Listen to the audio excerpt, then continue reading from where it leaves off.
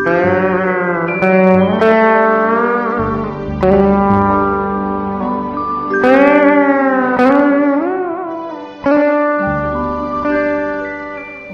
साईराम। निरन्तर अभ्यासद्वारा आत्मतत्व बोध गर। भगवान श्री सत्य साई बाबाले 20 जुलाई 2009 दिनुभएको दिव्य सम्भाषणको पहिलो भाग। प्रेम स्वरूपहरू सबै सोध्छन्, स्वामी आत्मा कहाँ छ? तिनीहरू आत्मा के हो बुझ्दैनन्। उपनिषदहरूमा आत्मतत्वबारे विस्तृत चर्चा गरिएको छ। दुर्भाग्यवश अचेल मानिसहरू उपनिषदहरूको राम्ररी व्याख्या गर्न सक्दैनन्। भागवत गीता, रामायण र भागवतका शिक्षाहरूको स्रोत उपनिषदहरू नै हुन्। प्राचीन कालका महात्माहरूले आत्माको स्वभाव बुझ्न कठोर तपस्या गरे र अन्तमा ब्रह्माण्डका सबै कुराको तात्विक आधार नै आत्मा हो भन्ने घोषणा गरे। आत्माले भौतिक शरीर धारण गरेपछि जन्मदेखि मृत्युसम्म शरीरको निरन्तर परिवर्तन भइरहे पनि आत्मा भने अपरिवर्तनीय एवं शाश्वत तत्त्वका रूपमा रहिरहन्छ। आत्मा सबै कुराको स्रोत एवं पोषण हो। यसको जन्म र मृत्यु हुँदैन। मानिसहरू बडो हर्ष एवं उमङ्गका साथ विभिन्न उत्सवहरू मनाउँछन्। उदाहरणार्थ तिनीहरू महाशिवरात्रि पर्व मनाउँछन्। यसको अर्थ यस दिन भगवान शिवको जन्म भएको हो भन्ने हो त होइन। शिव नामले पवित्रता जनाउँछ। शिव तत्त्व त सर्वव्यापी छ। यो हो सर्वत्र पाणिपादं तत्सर्वतोक्षि शिरोमुखम सर्वत्र श्रुतिमल्लोके सर्वमावृत्य तिष्ठति। उसका सबैतिर हात पाउ छन्, सबैतिर आँखा र मुख छन्, सबैतिर कान छन् र यही लोकमा सबैतिर उनी व्याप्त भएर रहेका छन्। आँखाले देखिने, कानले सुनिने र व्यक्त गरिने वाक्यहरू समेत सबै कुरा ब्रह्म हुन्। यस संसारमा ब्रह्म नभएको वस्तु कुनै पनि छैन। त्यसैले शब्दलाई ब्रह्ममयी, चराचरमयी, ज्योतिर्मयी, वाङ्मयी, नित्यानन्दमयी, परात्परमयी, मायामयी र श्रीमयी भनी वर्णन गरिएको छ। अर्थात् शब्द चर र अचर, प्रकाश, वाक्य, शाश्वत, आनन्द, पूर्णता, माया र श्रीका स्वरूपहरू हुन्। कसैले पनि त्यो ब्रह्म हो र यो ब्रह्म होइन भनेर ठोक्वा गर्न सक्दैन। उदाहरणको लागि यो हाते रुमाल पनि ब्रह्म हो। यो हाते रुमाल केबाट बन्यो? यो धागाहरूबाट बनेको हो। धागो कपासबाट बन्यो। धागाहरू एकसाथ बुनेपछि यसबाट कपडा तयार भयो। सुतीको धागोबाट बनेको कपडाबाट धोती वा साडी वा कमिज बनाउन सकिन्छ। केही मानिसहरू यो समस्त ब्रह्माण्ड मनबाट नै निर्माण भएको हो भन्छन्। यो सत्य होइन। मन पनि कुनै स्रोतमा आधारित छ। निसन्देह मन धेरै शक्तिशाली छ, तर यस्तो मन समेत आत्माबाट मात्रै उत्पन्न हुन्छ। मनले भौतिक संसारमा सबै कार्यहरू गराउँछ। यो ज्यादै चञ्चल छ र निरन्तर परिवर्तन भइरहन्छ। त्यसैले यसलाई बाँदर मन भनिएको हो।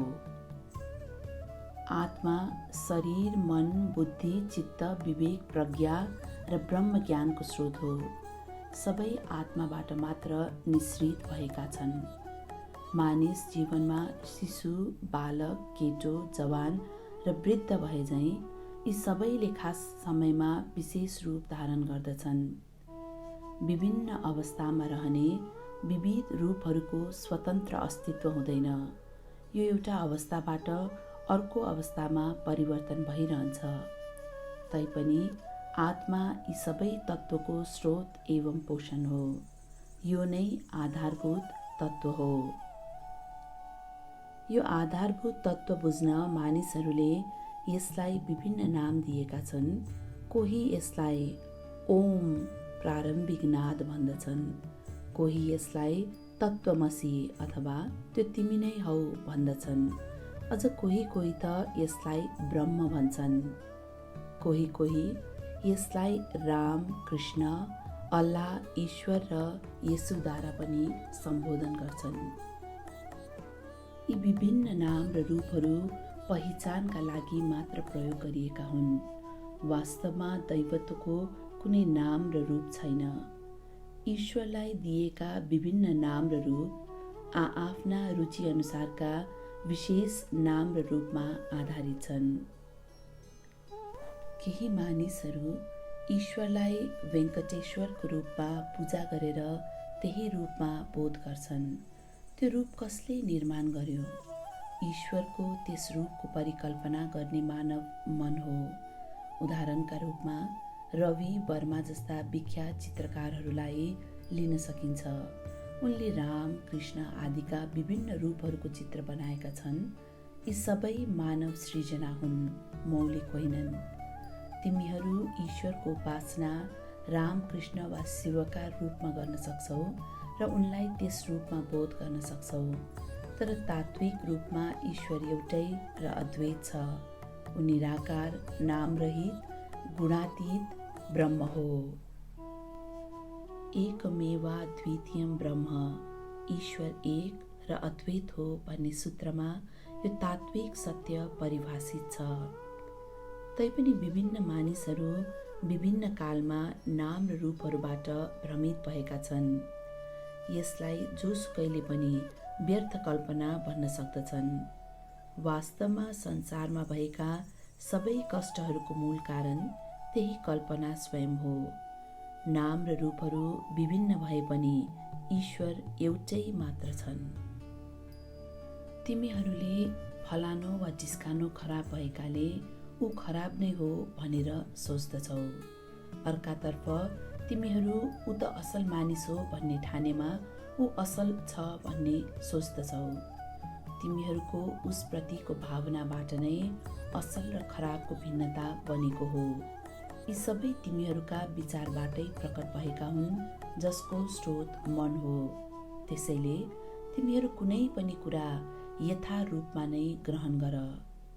तिमीहरू विशेष रूप वा पदार्थको ध्यान गर्दैछु भन्ने ठान्दछौ। वास्तवमा त्यो ध्यान होइन। तिमीहरूले ध्यान गर्ने रूप वा पदार्थ केही समयपछि परिवर्तन हुन सक्छ। त्यसैले साँचो अर्थमा यो ध्यान होइन, यो एकाग्रता पनि होइन। यो विशेष समयभित्र गरिएको चिन्तन मात्र हो। नियमित अभ्यासबाट वस्तु निश्चल भएपछि तिमीहरू ध्यान गर्न सक्छौ। ध्यान गर्न बस्ने बित्तिकै कसैलाई पनि ध्यान गर्न सम्भव हुँदैन। यस्तो प्रयासमा कोही पनि सफल हुँदैन। मानिसहरू ध्यान गर्यौँ भन्छन्, तर त्यो कृत्रिम ध्यान हो। कृत्रिम ध्यान वास्तवमा खराब हो। ध्यान प्रक्रियाका 3 चरण हुन्छन्: एकाग्रता, चिन्तन र ध्यान। यो नियमित एवं प्रक्रियागत अभ्यासबाट हुने क्रमिक प्रक्रिया हो। यो अभ्यास योग हो र मानिसले यसबाट प्राप्त गर्ने शान्तिलाई भगवत गीतामा सुन्दर ढङ्गबाट वर्णन गरिएको छ। अभ्यासको अपेक्षा भन्दा ज्ञान बढी राम्रो हो। ज्ञानको अपेक्षा भन्दा ध्यान राम्रो हो। ध्यानको अपेक्षा भन्दा कर्मफलको त्याग श्रेष्ठ हो र कर्मफलको त्यागबाट तत्काल शान्ति प्राप्त हुन्छ। नवजात शिशु तत्काल अधबैँसी हुँदैन, क्रमैसँग मात्र ऊ अधबैँसी हुन्छ। जे कामना गर्यो त्यो फलदायी हुन्छ भनेर सोच्नु गलत हो।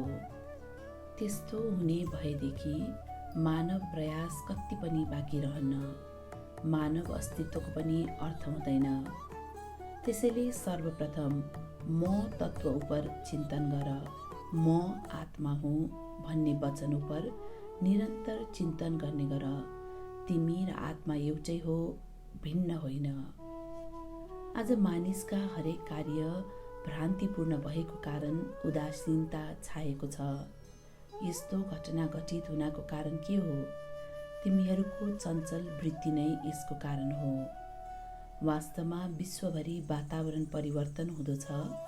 पानी, हावा, बादल र खानामा समेत परिवर्तन भएको छ। तिमीहरूका वरपर सबै कुरामा परिवर्तन भएपछि तिमीहरू पनि प्रभावित हुनु स्वाभाविक नै हो। तिमीहरूको मन वरपरको परिवर्तनबाट प्रभावित भएको छ। अपरिवर्तनीय तत्त्व भन्नु प्रज्ञा मात्र हो। उपनिषदहरूले प्रज्ञानम ब्रह्म भनेर उद्घोष गर्छन्। तिमीहरू त्यो स्थिति प्राप्त गर्न चाहन्छौ भने तिमीहरूले एकात्म भावको विकास गर्नुपर्छ। शरीरहरू भिन्न भए तापनि सबै प्राणीहरूमा एउटै आत्मा विद्यमान छ। मानव शरीरहरू भाँडा जस्ता हुन् भने मन त्यसमा रहेको पानी जस्तो हो।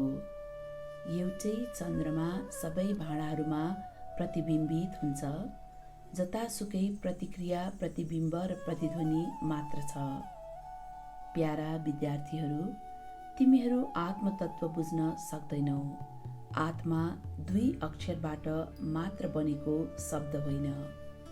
यसले विकसित हुँदै गएको एकात्म भावको भित्री अर्थ बुझाउँछ। सबै एकै हुन्, सबैसँग समान व्यवहार गर। तिमीहरू यस उक्तिमा कसरी विश्वास बढाउन सक्छौ? एउटा सानो उदाहरण, तिमी कुनै विशेष कार्य गर्दैछौ, तिम्रा छिमेकीले पनि अर्कै काम गर्छन्। तिमीहरू दुवैका काम फरक भए पनि तिमीहरूले काम गर्ने वातावरण एउटै छ। आत्मा सर्वत्र व्याप्त चेतना हो। त्यो सर्वव्यापी तत्त्व नै सत्य हो। जय साई।